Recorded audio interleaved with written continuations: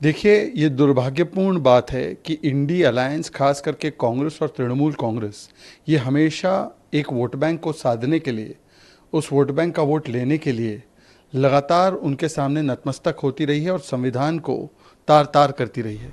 अब तो बंगाल हाईकोर्ट का ऑर्डर भी आ चुका है कि कैसे तृणमूल कांग्रेस ने केवल एक वोट बैंक को साधने के लिए ओबीसी के लिए जो आरक्षण कोटे में दिया गया था उसमें से काट कर मुसलमानों को दे दिया, और कोर्ट ने कहा है कि ये वोट बैंक के लिए किया है।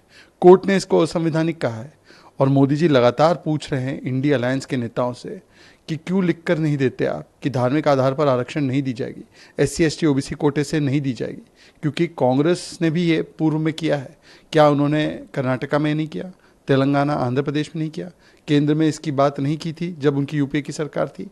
और आज भी तृणमूल कांग्रेस हो चाहे लालू प्रसाद यादव जी हो, जो कहते हैं पूरा आरक्षण देना चाहिए, ये सभी लोग संविधान के खिलाफ जाकर, आम्बेडकर जी के खिलाफ जाकर केवल और केवल वोट बैंक का मुजरा करते हैं। इसीलिए इस प्रकार से धार्मिक आधार पर आरक्षण देते हैं, वरना उनको लिखना चाहिए कि यो कभी ऐसे धार्मिक आधार पर आरक्षण नहीं देंगे।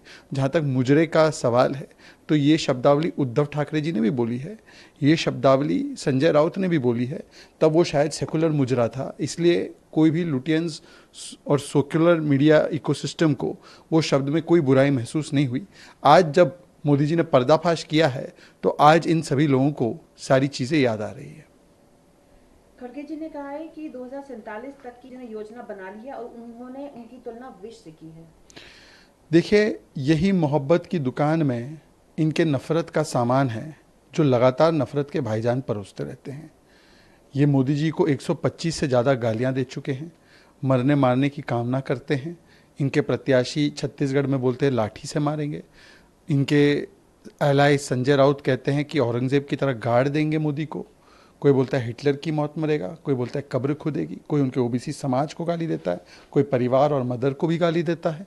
तो ये दिखाता है कि क्योंकि उनके पास मोदी जी के मिशन और विजन के खिलाफ बोलने के लिए कुछ नहीं है। 10वें से 5वें स्थान पर अर्थव्यवस्था जा रही है, 25 करोड़ लोग गरीबी से निकले, 80 करोड़ को राशन मिल रहा है, दुगने रेट से हाईवे एक्सप्रेसवे बन रहे हैं, इस पर कुछ बोलने के लिए है नहीं। तो मिशन विशन के बगैर केवल अपनी पॉलिटिक्स ऑफ डिवीजन और पॉलिटिक्स ऑफ फ्रस्ट्रेशन लेकर वो मोदी जी को गाली देते हैं, पर दरअसल वो देश को गाली दे रहे। देश की जनता ने उनको चुना है, पर देश की संस्थाओं को गाली देना, सेना को गाली देना, देश की जनता को गाली देना, ये भी स्वीकार्य है मोदी विरोध में कांग्रेस पार्टी को।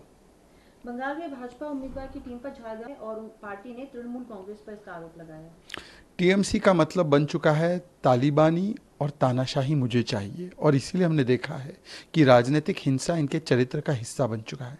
ऐसा कोई चुनाव नहीं जहां पर तृणमूल कांग्रेस के गुंडे और माफिया हिंसा में इन्वॉल्व न होते हो। 2011 से जब से इनकी सरकार आई है, 13 में पंचायती चुनाव देख लीजिए, 18 में देख लीजिए, 23 में देख लीजिए, 21 में पोस्ट पोल वायलेंस देख लीजिए, 300 से अधिक भारतीय जनता पार्टी और राष्ट्रवादी जो लोग हैं वहाँ पर मौत के घाट उतारे गए हैं। और केवल भारतीय जनता पार्टी ये नहीं कह रही है, जिस प्रकार से हिंसा का इस्तेमाल टीएमसी करती है, तो अधीर रंजन चौधरी ने कहा है कि ये पार्टी जो है वो तो लेफ्ट से भी और क्रूर है। जो लेफ्ट के 34 वर्ष हमने बंगाल में देखे, रक्त रंजित जो 34 वर्ष रहे।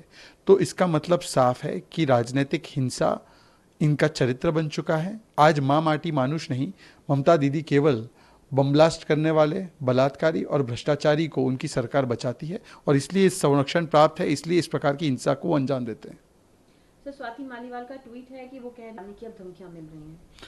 ये दुर्भाग्यपूर्ण बात है कि पहले अरविंद केजरीवाल के शोषण महल निवास पे एक महिला राज्यसभा सांसद के साथ दुराचार होता है, अत्याचार होता है, फिर दुष्प्रचार करने के लिए उनकी ट्रोलिंग की जाती है, विक्टिम शेमिंग, चरित्र हनन किया जाता है, और अब मरने मारने की धमकी, उनको बलात्कार करने की धमकी भी ऑर्गेनाइज तरीके से दी जा रही है।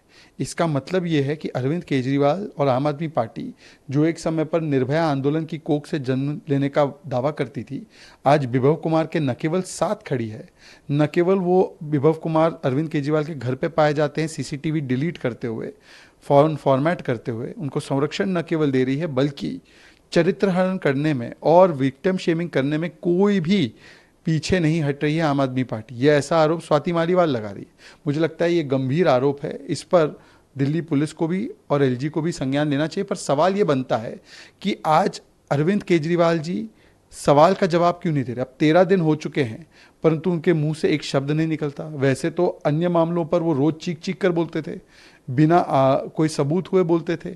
आज जब उन्हीं के नेता ने, संजय सिंह ने पुष्टि की है कि विभव कुमार ने उनके साथ अत्याचार किया है, तब भी जब माइक आता है तो माइक ढकेल देते केजरीवाल जी। ऐसी क्या मजबूरी है, ऐसे कौन से राज है विभव कुमार के पास? और आज इंडिया अलायंस के नेताओं से भी सवाल पूछा जाना चाहिए। स्वाति मालीवाल जो अब कह रही है कि मारने की और बलात्कार करने की धमकी पीड़िता को मिल रही है, प्रियंका जी क्या बोलेंगी, प्रियंका चतुर्वेदी क्या बोलेंगी? ये सारी इंडिया अलायंस जो है, ये चयनात्मक रूप से आक्रोश प्रकट करती है।